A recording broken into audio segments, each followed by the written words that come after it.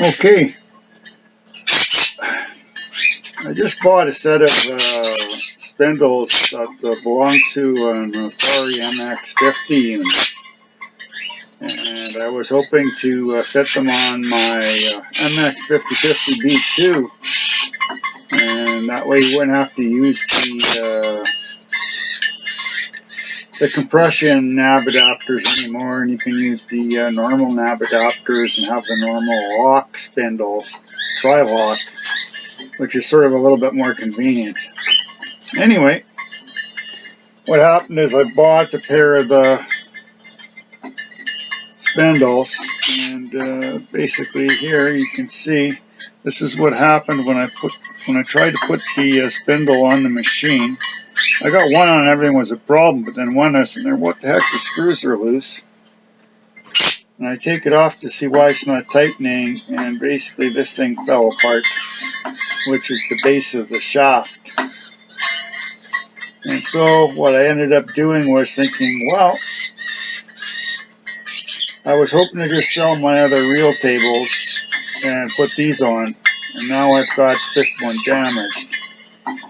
And by hook or crook, I figured I'm going to try and see if I can fix the issue.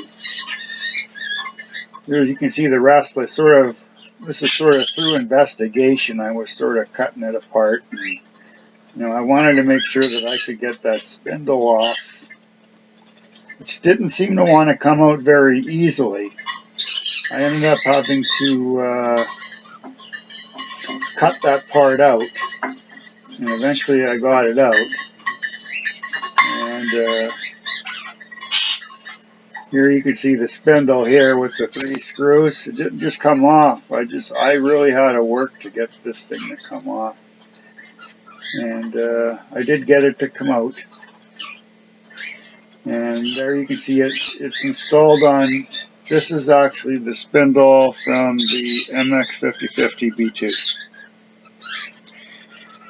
And you can tell it's a lot shinier. You can see how ugly this one looks versus the MX5050 B2.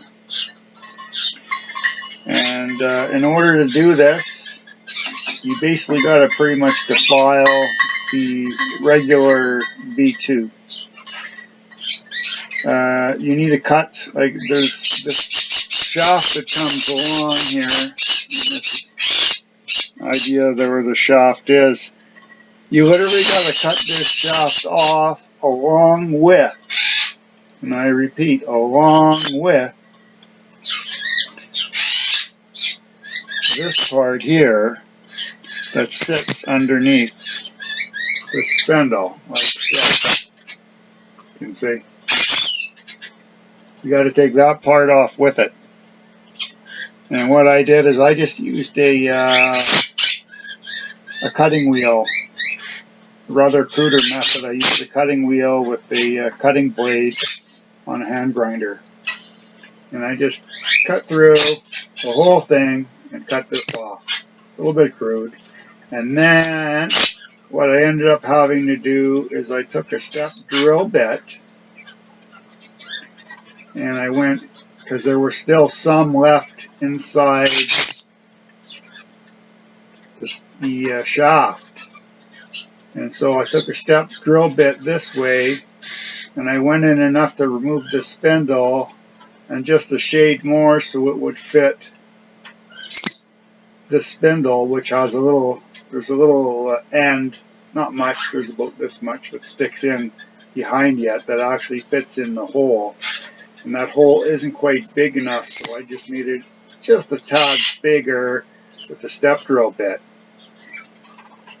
And then I could reuse the screws from the older unit. I reused 2 of them. They fit fine, but I couldn't get the 3rd one in, so I basically cut one of the longer screws from the older MX50 shaft shorter, and I stuck it in there.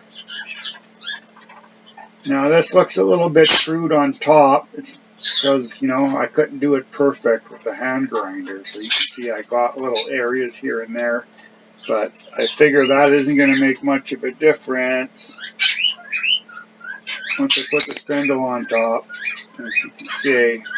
You're not going to see that anymore anyway. And this is going to fit just fine. I checked it. It's not going to rock anywhere or anything. This is the MX5050 B2 cable. And this is the MX5050 cable. A lot heavier. So this is the original table, and this is the MX5050 table, which is a lot lighter, and that's the one I'm going to be putting back on.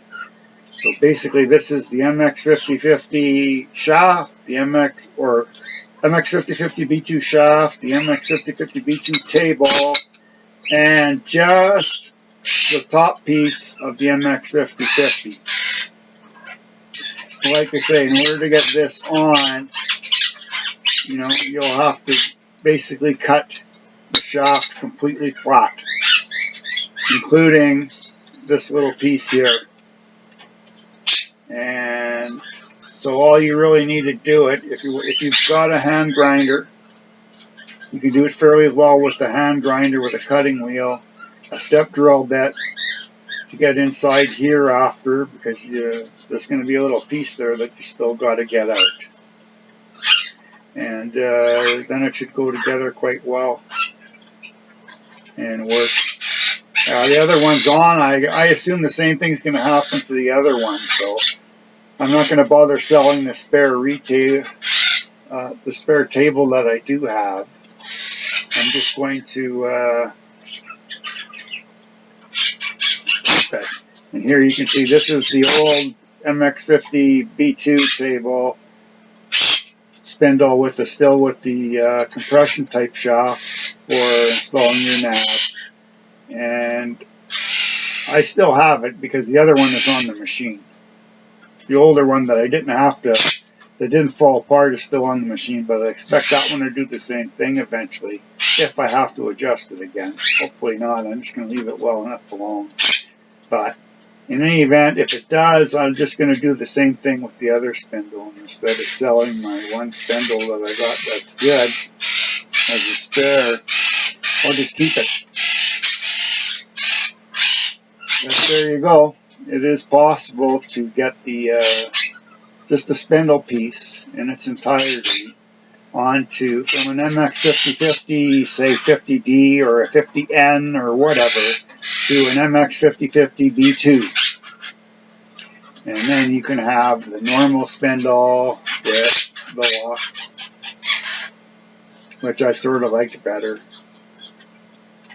So I managed to save myself the day, because it was going to be pretty depressing if I bought these and couldn't use them because they were busted. So, but really all I wanted it for was this feature. So I was perfectly willing to take the risk and hand file one of my old B2's tables to see if I could get it to work, because I did have some confidence that I could do it.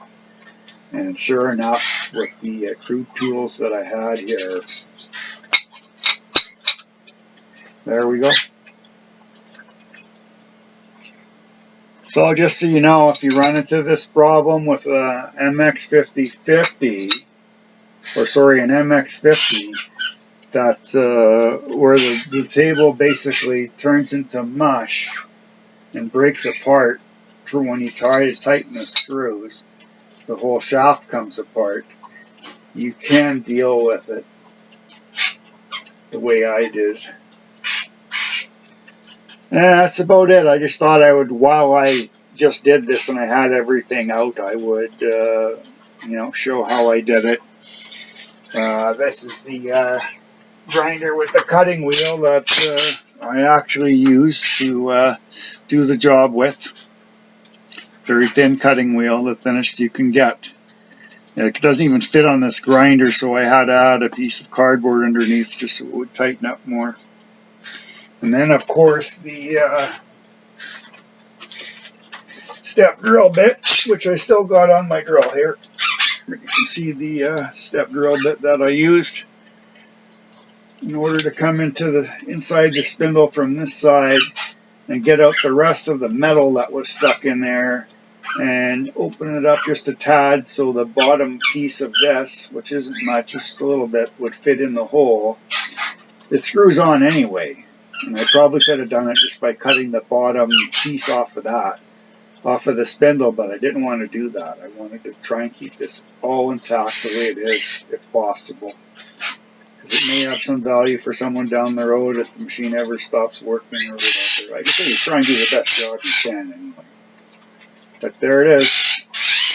MX50 tri-lock ring spindle installed on the shaft. That's the MX50 B2. Hope it helps someone out there if you're trying to fix the shaft on one of your Otari machines. Thanks for watching.